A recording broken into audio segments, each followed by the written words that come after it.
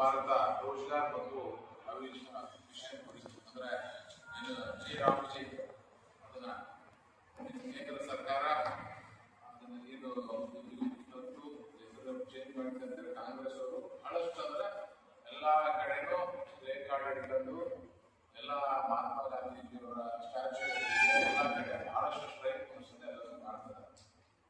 ನಾನು ನಮ್ಮ ಜಿಲ್ಲೆಯ ಜನತೆಗೆ ನಮ್ಮ ಕೆಲವರಿಗೆ ನಮ್ಮ ಮುಖಾಂತರ ಸ್ವಲ್ಪ ಕ್ಲಾರಿಫಿಕೇಶನ್ ಕೊಡಬೇಕಂತ ಬಯಸ್ತೇನೆ. ಯಾಕಂದ್ರೆ ಇದರ ಉದ್ದೇಶ ಏನು, ನರೇಂದ್ರ ಮೋದಿ ಸಾಹೇಬರು ಮಾಡಿರೋ ಉದ್ದೇಶ ಏನು, ಬರೀ ಅವರು ಇಲ್ಲ ನೇಮ್ ಮಹಾತ್ಮ ಗಾಂಧೀಜಿಯವರ ಕನಸು ಇತ್ತು ರಾಮರಾಜ್ಯ ಆಗಲಿಕ್ಕೆ, ಆ ಒಂದು ಕನಸು ಹಿಡಿದ್ರೆ ಮುಂದೆ ಹೋಗುವಂತ ಒಂದು ಕೆಲಸವನ್ನು ಮಾಡಿದ್ದಾರೆ. ಈಗೇನು ಉದ್ಯೋಗ ಖಾತ್ರಿ ಯೋಜನೆಯಲ್ಲಿ ಫಸ್ಟ್ 100 ದಿನ ಎಲ್ಲ ಕೆಲಸ ಸಿಗುತ್ತೆ. ಈಗ ಅದನ್ನ 125 ದಿನ ಹೆಚ್ಚು ಮಾಡಂತ ಒಂದು ಕೆಲಸ ಮಾಡಿದ್ದಾರೆ. ಅಂದ್ರೆ 25 ದಿನ ಹೆಚ್ಚಿನ ಒಂದು ಕೆಲಸ ಕೊಡುವಂತ ಒಂದು ಕೆಲಸ ಮಾಡಿದ್ದಾರೆ. ಇದರಿಂದ ಯಾರಿಗೆ ಅನುಕೂಲ ಆಯಿತು? ರೈತರಿಗೆ ಮತ್ತು ಈ ಕೆಲಸ ಮಾಡುವಂತ ಕಾರ್ಮಿಕರಿಗೆ ಅನುಕೂಲ ಆಗುವಂತ ಒಂದು ಕೆಲಸ ಆಯಿತು. ಅದ್ರ ಜೊತೆಗೆ ಮೊದಲು ಇದರಲ್ಲಿ ಸ್ಪಷ್ಟವಾಗಿ ಬೇಕಾದ್ರೆ ನಾನು ಎಲ್ಲ ಕೆಲವು ಡಾಕ್ಯುಮೆಂಟ್ಸ್ ಕೊಡ್ತೇನೆ. ಸ್ಪಷ್ಟವಾಗಿ ಇದರಲ್ಲಿ ಕೇಂದ್ರ ಸರ್ಕಾರ ಏನು ಮಾಡ್ತಿದೆ ಅಂತಂದ್ರೆ ಏನು ಡೂಪ್ಲಿಕೇಟ್ ಜಾಬ್ ಕಳಿಸಿದ್ರು, ಡೂಪ್ಲಿಕೇಟ್ ಏನ್ ಗ್ಯಾಂಗ್ ಇತ್ತು, ಏನು ಕೆಲಸ ಮಾಡೋದ್ರ ದುಡ್ಡು ಅಂತ ಏನ್ ಗ್ಯಾಂಗ್ ಇತ್ತು ಅದಕ್ಕೆಲ್ಲಾದ್ರೂ ಕಡಿವಾಣ ಹಾಕ್ಬೇಕನ್ನೋ ಒಂದು ದೃಷ್ಟಿಯಿಂದ ಈ ಯೋಜನೆಯನ್ನ ಕೆಲವೊಂದು ಇಂಪ್ರೂವ್ಮೆಂಟ್ ಮಾಡೋದ್ರ ಕೆಲಸ ಮಾಡಿದ್ದಾರೆ. ಅದು ತಡಕಾದ ಕೆಲವೊಂದು ವಿರೋಧ ಪಕ್ಷದವರು ಸುಮ್ಮನೆ ಇಲ್ಲದ ಸಲ್ಲದ ಆರೋಪಗಳನ್ನು ಮಾಡೋಂಥ ಕೆಲಸ ಮಾಡ್ತಾರೆ. ಈಗ 100ರಿಂದ 125 ದಿನ ಮಾಡೋದ್ರಿಂದ 25 ದಿನ ಯಾರಿಗೆ ಹೆಚ್ಚೆ ಏನ್ ಕಾರ್ಮಿಕರು ಕೆಲಸ ಮಾಡ್ತಾರೆ ಅವ್ರಿಗೆ ಹೆಚ್ಚಿನ ಒಂದು ಕೆಲಸ ಸಿಗಂತ ಇದೆ.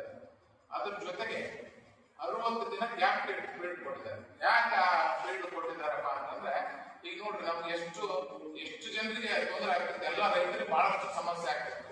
ಏನಪ್ಪಾ ಅಂತಂದ್ರೆ ರೈತರಿಗೆಲ್ಲರಿಗೂ ಬೆಳೆ ಅಚ್ಚ ಟೈಮ್ನಲ್ಲಿ ಕಟಾವ್ ಟೈಮ್ನಲ್ಲಿ ಉದ್ಯೋಗ ಖಾತ್ರಿ ಯೋಜನೆ ಇತ್ತಪ್ಪ ಅಂದ್ರೆ ಯಾರು ಕೆಲಸಕ್ಕೆ ಬರಂಗಿಲ್ಲಪ್ಪ ಅನ್ನೋ ಒಂದು ನಿಟ್ಟಿನಿಂದ ಬಹಳಷ್ಟು ಸಮಸ್ಯೆ ಆಗ್ತಿತ್ತು. ಅದಕ್ಕೆ ಆ ಒಂದು 60 days ಗ್ಯಾಪ್ ಕೊಡುವಂತದ್ದು ಕೊಟ್ಟಿದ್ದಾರೆ. ಆ ಒಂದು 60 days ಗ್ಯಾಪ್ ಬಿಟ್ಟರೆ ಉಳಿದಿದ್ದೆಲ್ಲ 305 ದಿನ ನೀವು ಯಾವಾಗಾದ್ರೂ ಕೆಲಸ ಮಾಡಬಹುದು.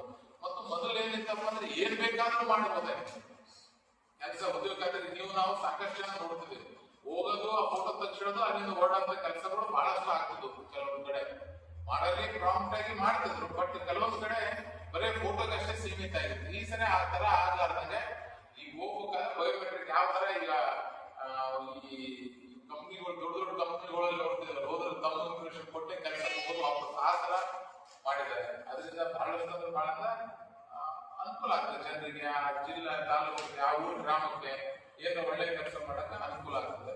ಅದ್ರ ಜೊತೆಗೆ ಮೊದಲು ಏನ್ ಬೇಕಾದ್ರೂ ಕೆಲಸಗಳು ತಗೊಳ್ಬಹುದಾಗಿದೆ. ಈಗ ಆ ತರ ಇಲ್ಲ, ಒಂದು 4 ಸೀಮಿತವಾಗಿ ಕೆಲಸಗಳನ್ನ ತಗೊಂಡಿದ್ದಾರೆ. ಏನಂತಂದ್ರೆ ಯಾವ್ದಾವ್ದು ಕೆಲಸಗಳು ಬೇಕು ಅಂದ್ರೆ ಯಾವ್ದಾವ್ದಕ್ಕೂ ಅಂದ್ರೆ ಆ ಗ್ರಾಮಕ್ಕೆ ನಿಜವಾಗಿ ಅನುಕೂಲ ಆಗ್ತದೆ ಆ ಉದ್ದೇಶದಿಂದ ಜಲ ಸಂಬಂಧಿತ ಕಾಮಗಾರಿಗಳು, ನೀರಿನ ಭದ್ರತೆಗಾಗಿ ಏನ್ ತಗೊಳ್ಬಹುದು ಅವೆಲ್ಲವನ್ನು ತಗೊಳ್ಬಹುದು ಇದರಲ್ಲಿ. ಮತ್ತು ಪ್ರಮುಖ ಗ್ರಾಮೀಣ ಮೂಲಭೂತ ಸೌಕರ್ಯವನ್ನ ಮತ್ತು ಜೀವನೋಪಾಯಕ್ಕೆ ಸಂಬಂಧಿಸಿದ ಮೂಲಭೂತ ಸೌಕರ್ಯಗಳನ್ನು ಮತ್ತು ಹವಾಮಾನ ವಿಪರೀತ ಸಲ್ಲಿದ ಈ ತರ ಹಲವಾರು ಒಂದು 4 ಮೇನ್ ಸ್ಟೇಜ್ ಅವನ್ನ ಅಷ್ಟೇ ಕೆಲಸ ತಗೊಳ್ಳೋದ ಒಂದು ಕೆಲಸವನ್ನ ಹಾಕಿದ್ದಾರೆ. ಮತ್ತು ಮೊದಲು ಏನಾಗ್ತಿತ್ತಪ್ಪ ಅಂದ್ರೆ ಈ ಕೆಲಸಗಳನ್ನ ತಗೋಬೇಕಂದ್ರೆ ಜಿಲ್ಲಾ ಪಂಚಾಯತಿ ಮಾಡ್ಬೇಕು, ಅವನ್ನೆಲ್ಲ ಹೆಚ್ಚಿನ ಕಡಿತಗೊಳಿಸಿ ಗ್ರಾಮ ಪಂಚಾಯತಿಗೆ ಹೆಚ್ಚಿನ ಒಂದು ಆದ್ಯತೆ ಕೊಟ್ಟಿದ್ದಾರೆ. ಆ ಗ್ರಾಮ ಸಭೆಯಲ್ಲಿ ಅವ್ರು ಏನ್ ತೀರ್ಮಾನ ಮಾಡ್ತಾರೆ, ಇವು 4 ಚೌಕಟ್ಟಿನಲ್ಲಿ ಏನ್ ಬರುತ್ತೆ ಕೆಲಸಗಳನ್ನ ತಕ್ಷಣ ಗ್ರಾಮ ಪಂಚಾಯತಿಗೆ ತಗೊಳ್ಬಹುದು. ಅದ್ರ ಜೊತೆಗೆ ಡಿಜಿಟಲೈಸ್ ಮಾಡಬೇಕು. ಮತ್ತು ಮೊದಲು ಏನಾಗ್ತಿತ್ತಪ್ಪ ಅಂದ್ರೆ ಎಲ್ಲರೂ ಏನ್ ಕೆಲಸ ಮಾಡಿರ್ತಿದ್ವಿ ಆ ಕೆಲಸ ಎಷ್ಟಾಗಿರೋ ಬಿಟ್ಟದು ಪೇಮೆಂಟ್ ಹತ್ರ ಎಲ್ಲರಿಗೂ ಹೋಗ್ತದೆ. ಈಗ ಆ ತರ ಇಲ್ಲ, ಕೆಲಸ ನೀವು ಡೇ ಬೈ ಡೇ ಇವತ್ತು ಯಾವ್ದೋ ಒಂದು ಕೆರಿ ಕೆಲಸವನ್ನು ಊಳಂತ ಕೆಲಸ ಮಾಡಿದ್ರಿ, ಆ ಊಳಂತ ಕೆಲಸ ನೀವು ಎಷ್ಟು ಮಾಡಿದ್ರಿ, 100 ದಿನ ಮಾಡಿದ್ರಪ್ಪ ಅಂದ್ರೆ ಮೊದಲನೇ ದಿನ ಎಷ್ಟು ಮಾಡಿದ್ರಿ, 2ನೇ ದಿನ ಎಷ್ಟು ಮಾಡಿದ್ರಿ, 3ನೇ ದಿನ ಎಷ್ಟು ಮಾಡಿದ್ರಿ, ಅದ್ರದ್ದು ಫೋಟೋ ಸಮೇತ ಡಿಜಿಟಲ್ ಆಗಿ ನಾವು ಅದಕ್ಕೆ ಕೊಡ್ಬೇಕಾಗ್ತದೆ. ಆ್ಯಪ್ಗಳ ಮುಖಾಂತರ 3 ಆ್ಯಪ್ಗಳು ಆ ಆ್ಯಪ್ಗಳ ಮುಖಾಂತರ ಕೊಡ್ಬೇಕಾಗ್ತದೆ. ಅದ್ರ ಮೇಲೆ ಗ್ರಾಮ ಪಂಚಾಯತಿ ಮಾಡಿರ್ತಾರೆ, ಸಾಮಾನ್ಯ ಜನರು ಅದನ್ನ ಪ್ರಶ್ನೆ ಕೇಳ್ಬೋದು. ಮತ್ತು 6 ತಿಂಗಳಿಗೆ ಒಂದ್ಸರಿ ಟೋಟಲ್ ಎಡಿಟಿಂಗ್ ಆಗ್ತದೆ ಎಲ್ಲ. ಇದರಿಂದ ಏನಾಗ್ತದೆ ಅಂತಂದ್ರೆ ಕೆಲವೊಂದು ಜನ ಸಮಸ್ಯೆ ಆಗಿ ಆಗ್ತದೆ, ಕೆಲವೊಂದು ಜನ ಬಾಯಿ ಬಡ್ಕೊಂತಾರೆ. ಯಾಕೆ ಬಡ್ಕೊಂತಾರಪ್ಪ ಅಂದ್ರೆ ಸುಮ್ಮನೆ ಉದ್ಯೋಗ ಕಾರ್ಡ್ಗಳು ಜಮಾಯಿಸ್ಕೊಂಡು ಡೂಪ್ಲಿಕೇಟ್ ಬಿಲ್ ಇದು ಬಹಳಷ್ಟು ಸಮಸ್ಯೆ. ಯಾರು ಗ್ರಾಮದ ಅಭಿವೃದ್ಧಿ ಮಾಡಬೇಕಾಗಿದೆ, ಗ್ರಾಮದ ಇಂಪ್ರೂವ್ಮೆಂಟ್ ಮಾಡಬೇಕಾಗಿದೆ, ಗ್ರಾಮಕ್ಕೆ ಒಳ್ಳೇದು ಮಾಡಬೇಕಾಗಿದೆ. ನಿಜವಾದಂತ ಕಾರ್ಮಿಕರಿಗೆ ಕೆಲಸ ಕೊಡೋದಕ್ಕೆ ಇದು ಬಹಳಷ್ಟು ಒಳ್ಳೆಯ ಸ್ಕೀಮ್ ಇದೆ. ಅದರಿಂದ ಬಹಳ ಒಳ್ಳೇದಾಗಂತ ಒಂದು ಕೆಲಸವನ್ನ ಆಗ್ತದೆ.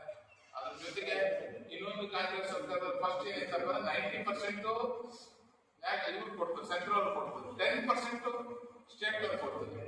ಈಗ ಅದನ್ನ ಸ್ವಲ್ಪ ಚೇಂಜ್ ಮಾಡಿ 40% ಸ್ಟೇಟ್, 60% ಅವರು ಸೆಂಟ್ರಲ್ ಕೊಡ್ತಾರೆ. ಈ ಒಂದು 30% ಎಕ್ಸ್ಟ್ರಾ ಬರ್ಡನ್ ಆಗಕ್ಕೆ ರಾಜ್ಯದವರು ಅವ್ರಿಗೆ ಅದರ ವಿರುದ್ಧ ಮಾತಾಡೋರೆ.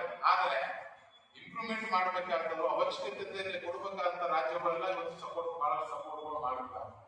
ಇದ್ರಿಂದ ಏನಾಗ್ತಂದ್ರೆ ಒಂದು ಅಕೌಂಟಬಿಲಿಟಿ ಬರ್ತದೆ. ರಾಜ್ಯ ಸರ್ಕಾರದ 40% ಇದ್ರಾಗ ಇನ್ವಾಲ್ವ್ಮೆಂಟ್ ಆದ್ಮೇಲೆ ರಾಜ್ಯ ಸರ್ಕಾರದವರು ಕೆಲಸ ಹೆಂಗ್ ನಡೆದ ತೋಣಿಸ್ಬೋದು. ಇಲ್ಲಾಂದ್ರೆ ಹೆಂಗಿದ್ರು ಕೇಂದ್ರದ ಬರ್ತಲ್ಲ, ಆಳಾಗ್ಲಿ ನಮ್ದೇನ ಲೆಕ್ಕದಲ್ಲೇ ಬಾಳ ಹಿಂಗೇನೆ ಅವು ಆಗ್ಲಾರ್ದಂಗೆ ಒಳ್ಳೆ ರೀತಿಯಿಂದ